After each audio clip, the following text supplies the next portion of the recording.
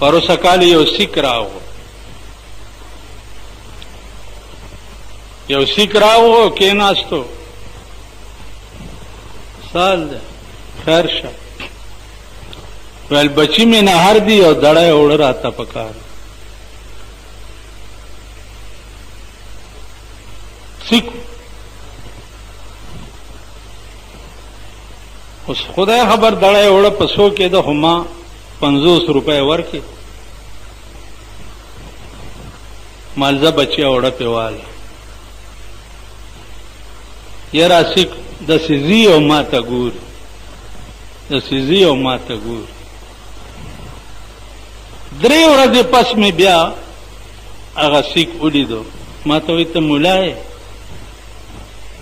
ما مولا یم او که بلا یم ته څه پوښتنې کوې؟ خو مولاتوب نشته، ګڼکپي ده. ویل زما دیړه په بیه اغستی دی، ما خو داسې سړی نه و لیدلی لکه دا ته چې مال بس پرېږده بچه. تا یو ټکی وکړو چې بچی مې نهر دی، نو که سیک وی او که هر څه وی د خدای بنده خو وی،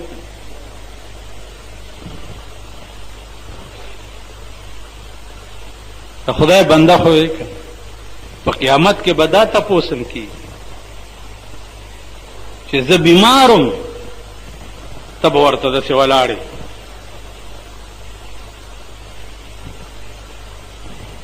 زه بیمارم تا زما تپوس کړی دی؟ یا الله نه، زما پردی پلانې بنده بیمارو، تا سره گاون کې بیمارو، تا تپوس کړی؟ الله به دا تپوس هم کوي چې زه وږی وم، تا مال یو نوړی روټۍ را کړې؟ خدای به وایي زه وږی وم. یعنی دا معنا چې زما بنده تا ته ودرېدو چې زه وږی یم، نو تا وله یو روټۍ اخیست، زما جامې شلېدلې وې، خدای به ورته وایي زما جامې شلېدلې وې، تا ماله جامې اغوستې؟ څومره جامې دې وې؟ هره ورځ به دې نوې نوې جوړه بدلوله، هره ورځ به نوې نوې رنګ کې د کوره راوتې. دا خانان چې دي دا د سهار په 10 بجې د کوره راوځي، او چې 9 بجې تپوس وکړي نو وایي باتروم کې دی.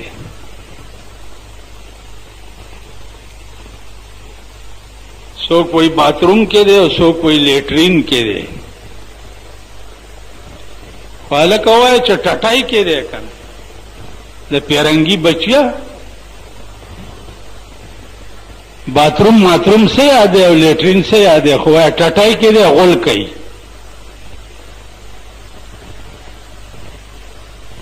نو په باتروم کې او په لیټرین کې صاحبه 2 غنټې ځان ته برش نیولی او ځان برشي را برشي، او بیا چې بار روزي او بیا په تولیې باندې دا چل کوي او دا چل کوي، بیا به قدنما شیشې ته ودرېږي، ویښته به سم کی، ګیره خو بیا دننه کله کړي، واورئ او ګیر خریلو.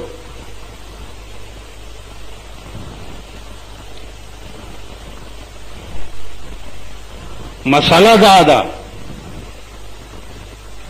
چا چې ګیره کله کړه او شیشه کې وکتل یا قدنما شیشې ته ودرېدو چې زه خو ډېر ښایسته ښکارم، خو که په ګیره کلیدو دا ووایي چې زه ښایسته ښکارم، په ټکي کافر شي.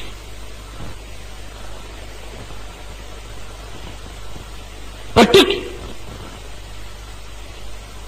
نه فقط دا چې کافر شي، ښځه پې طلاقه شي.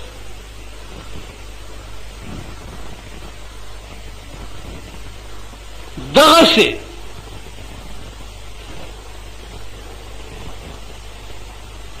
ګناه واخله چې تا په فخر وکړو. ته به پوه هم نه یې او د اسلام نه به وتې، پوه به هم نه. ګیره واجب دي. بی بی حوا ویخته ډېر ښایسته و. د آدم علیه السلام وویل چې یا الله داسې ویښته مال هم راکړه. نو الله والا ګیره پیدا کړه. ورته وی چې او آدمه د بی بی حوا زینت چې دی د سر ویښته دي او ستا زینت دا ګیره ده. ستا ښایستهوالی په دې ګیره کې دی او د هغې ښایستهوالی د سر ویښته. بعضې سړی وایي ښځې نه به تپوس وکړم نه چې ګیره پرېږدم که پرېنږدم. ښځې دې که درته وویلې چې ګیره مه پرېږده په ټکي کې سر کال کا. ولې؟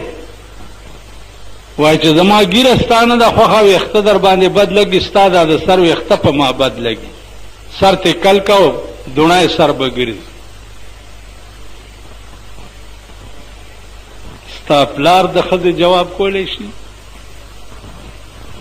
او بیا په دې دور کې په دې ملک کې په دې ذلیل ملک کې ته د ښځې جواب کولی شي؟ ښځې ته ویلی شي ته چې دا کار مه کوه؟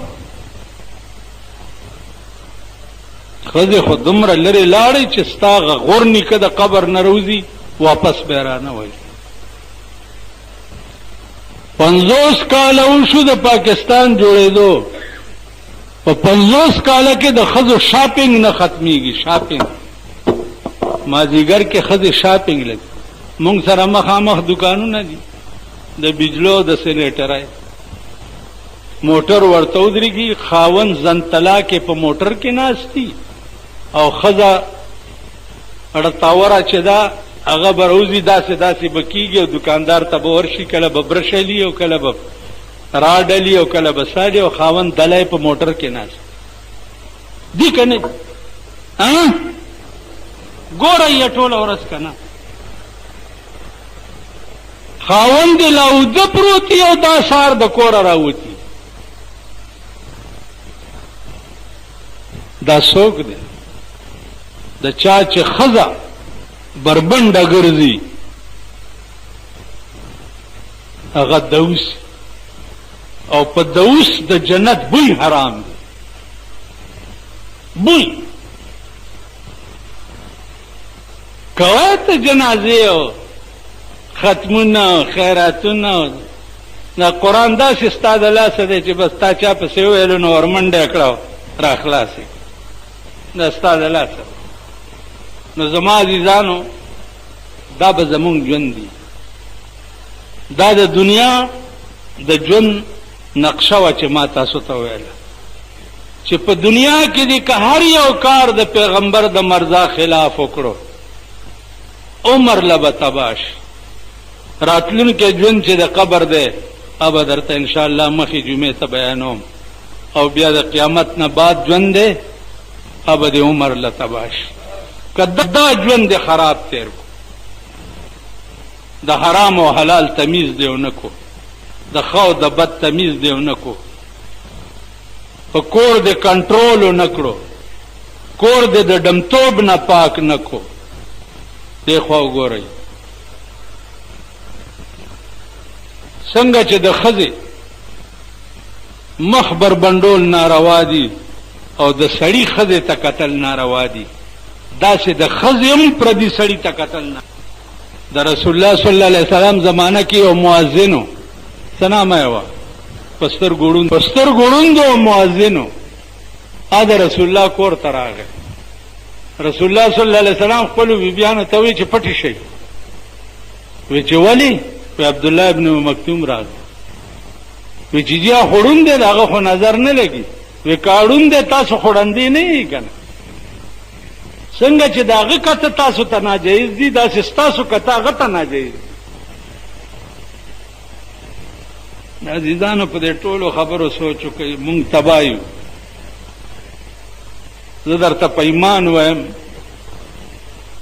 کمی دومره عقیدم شته چې په قبر کې مې کیدي زه وایم چې لا خلک به را باندې ولاړي پاس او په ما بلاندې درزار جوړ شي خلک به ولاړي حدیث کې خو راځي که نه چې خلق ته روان شي او لاړ شي نو آتاهم ملکان دو ملایکې ورته راشي او بیا راکېنئ او تپوسونه چې کوي زه وایم خلکو ته به نه ګوري